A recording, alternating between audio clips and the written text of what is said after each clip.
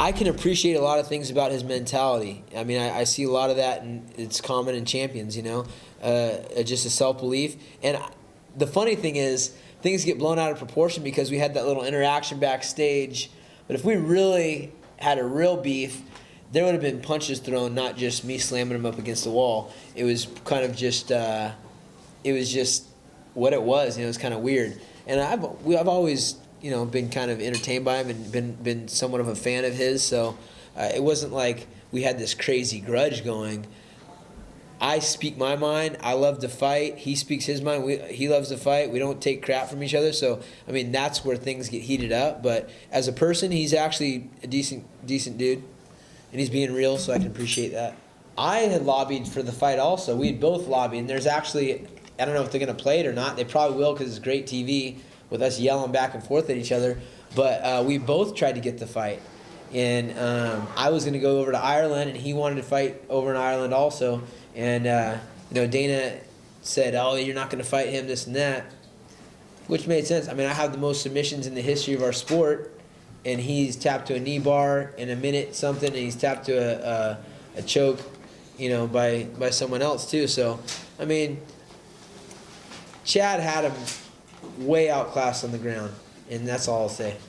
He was going to be fighting Aldo, so it was what it was at the time. It was like, hey, he had that fight on the horizon, so I wouldn't say that. I don't think Conor's scared of anything.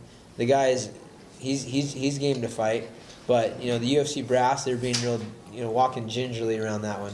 But he fought Chad. Chad's very, very tough, no matter what type of preparation he has.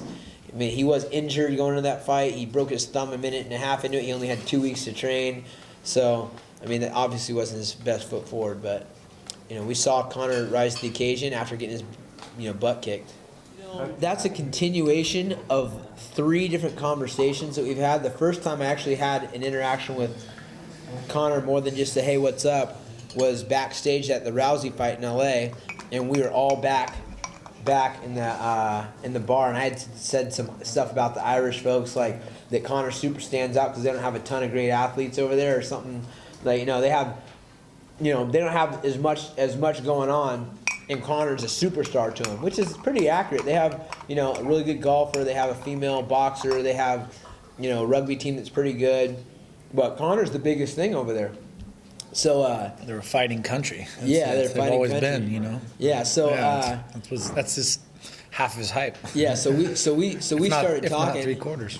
So we started talking backstage and going back and forth. And TJ came in and he got after TJ about how TJ had said that he hadn't earned his shot. Like, I don't know if TJ said that in an interview or whatnot, but he started talking. We're all doing the private, and they get heated between each other. And me and Conor were kind of joking around, like talking smack back and forth, which seems to be what happens with us.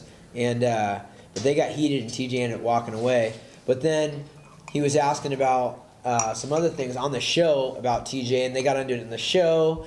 And so there's like a little history there. And he's right about some of the stuff he's saying, but he doesn't know any of the details between TJ and I. So he sees a little thing to needle, and he's needling it.